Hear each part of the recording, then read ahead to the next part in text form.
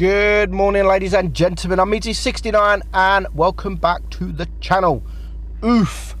We have some oof battles. Two slow bro in his T34 Independent. Now, I know on the weekend I usually do hold my beer or hold my tea, but you know what? I just want to change things up a bit, and I don't want to constantly do hold my beer, hold my tea, hold my kebab. I just want to change it up every so often. So I really just named this oof because I've got two battles and both of these battles are just oof. So and guaranteed the drivers of these tanks at the end of the game literally said to themselves, oof. They should have. If they didn't, they should have, because what amazing two battles we are about to see. Canyon in a T30 is absolutely perfect. The T30 doesn't have the best of armor, the hull, but what it does have is an amazing turret. It has a nice gun depression, it has nice alpha, it has nice reload, it has a nice penetration as well. It's a good tank. It really is a good tank, and considering you can buy the T34 in the tech tree, it is definitely one of the tech tree tanks that I would strongly recommend everyone having in their garage. So Canyon, I've said it every battle. I mean, I do actually say it every battle. If you go and watch all my battles or all my videos that are on Canyon, I always say that this spot right here is the most OP position in the entire game, especially when you're in a tank like a T30 that has such strong turret and it has gun depression. And Too Slow Bro, he's going to play this just perfectly. He's going to try and get that shot on the Bulldog. Couldn't quite get it, but he does have a nice juicy VK100 that is aiming to the right of him, so he knows he won't be able to get shot from him because that guy doesn't have the gun depression. He's aiming somewhere else. He's making the side of his turret really weak, so it's a good target to get rid of, considering they are at the moment one tank down. Now the J Panther on his team is getting wrecked. Now you can see the team are all over the place. There goes the J Panther. The team are all over the place. There's a couple to the left, a couple to the right, and he is sat here in the middle, which is good, which is perfect for him because he's going to have some shots to the left, to the right, and in front of him. He can pretty much, it's like a pick and mix. He can just decide what way he wants to shoot. And so far he's done 3,000 damage. Now the team to the right have decided to sort of be more careful, so he's going to push down and he's going to get rid of that VK, which is a good decision. Does good alpha, has good armor, and it is a tier 8 tank, so good decision getting rid of him. And now there is a Panther 2. I can't believe that shot actually hit and that shot actually penned. Great shot, absolutely fantastic. Now you're not going to bounce too many shots in this tank. It's not a tank you bounce shots on regularly, unless you are hold down, only showing that turret of yours, because that is where this tank really does shine. That is the amazing turret it's got. Now that's a smasher, the most OP tank in the game, and he still manages to bounce him. So it's a 3 versus 4. They're still down on tanks.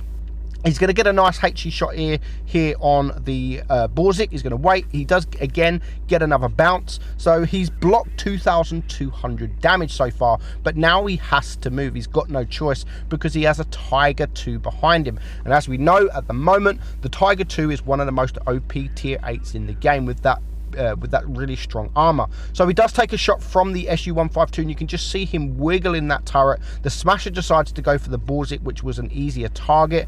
Probably the right thing to do, if I'm honest. He's a quick tank, the Bulldog. He's got good DPM, so he didn't really do anything wrong. But now the Tiger is pushing. You can see he's getting some bounces, but the Tiger will probably do him on DPM, so he is just backing up. But because he's backing up, the Tiger is going to now get out of the way from his last remaining teammate, which is also a T34. So he now needs to be very careful. He's going to go face hug.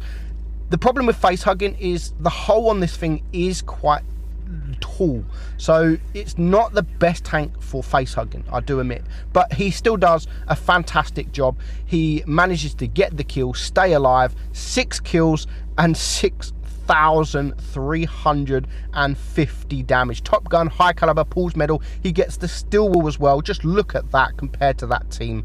No player over 1,000 damage, and he's rocking it in a tier 8 game with over 6,300 damage.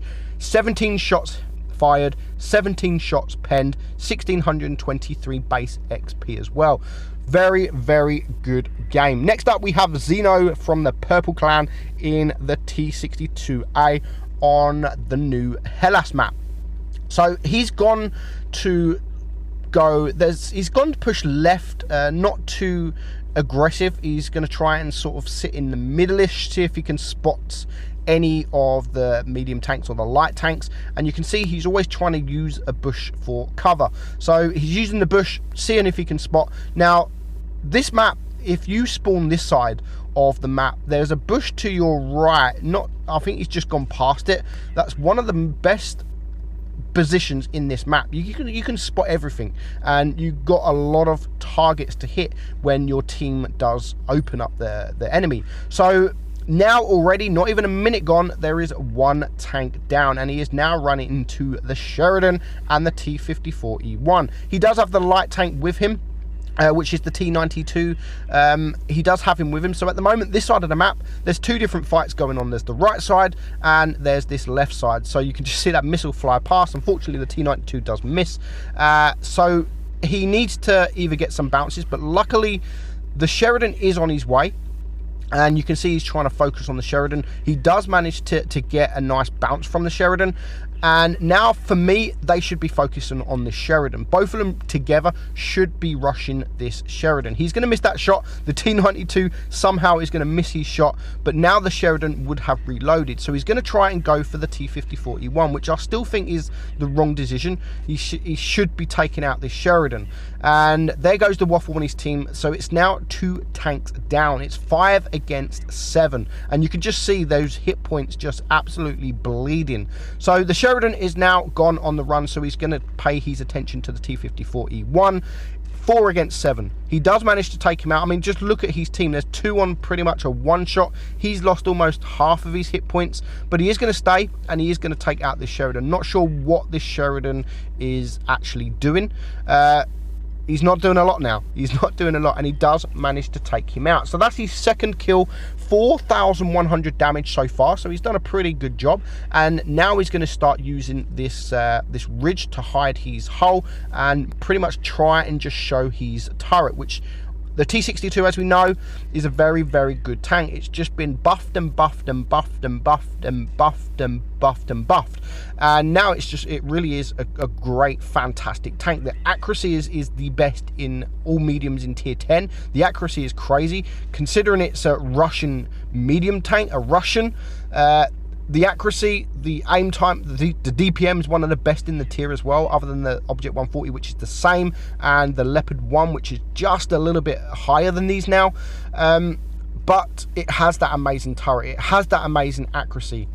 And it's just an all-round really good tank, and there's no reason to play the Object 140 if you do have one of these. So he's playing it really, really risky now. He can see, again, I probably wouldn't have made that move to get that shot. I would definitely be going for this KPF, because the other two, even though he is getting shots on the rear and they're not paying attention, every shot he takes is a shot that could go into this guy. And again, he does get a nice bounce.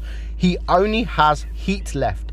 He's ran out of AP and he only has heat left. This KPF can actually one-shot him if RNG is on his side. So he does need to be very careful, and because he only has heat left, his DPM has dramatically dropped. But the KPF misses his shot, and he is able to take him out for his 4th kill. 2 against 2 now, but his last remaining tank, there goes him, and so it is a 1 versus 2. One of them is a one-shot. Now he's just bring one of the other one down to a one-shot, but because he has heat and not APCR, he is going to low roll and just leave him on 6 HP. So he's going to try and go for that HE. Unfortunately, does just miss. Now he's in a situation now. He's on 7,900 damage.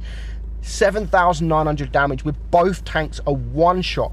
Even though he can take a shot, if both of them tanks are together and he tracks him up. Remember, he's only got heat left. It's going to be quite easy to just rush your shot and only hit their track. That won't do no damage. And as he's just done there, rushing, he needs to rush. Now he's going to start using the HE because it's only 6 HP left, and he should be able to clear this guy unless it's very troll and only does like 2 or 3 damage, but it don't, which that is absolutely perfect for him now, because he can actually take a shot from the C75.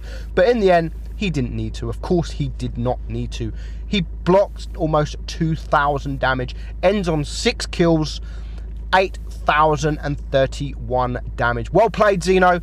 Well played indeed, and a big oof to both of those battles. Hope you enjoyed it as much as I did, guys. I'm Meadsy69, and I will catch you all soon. Bye bye.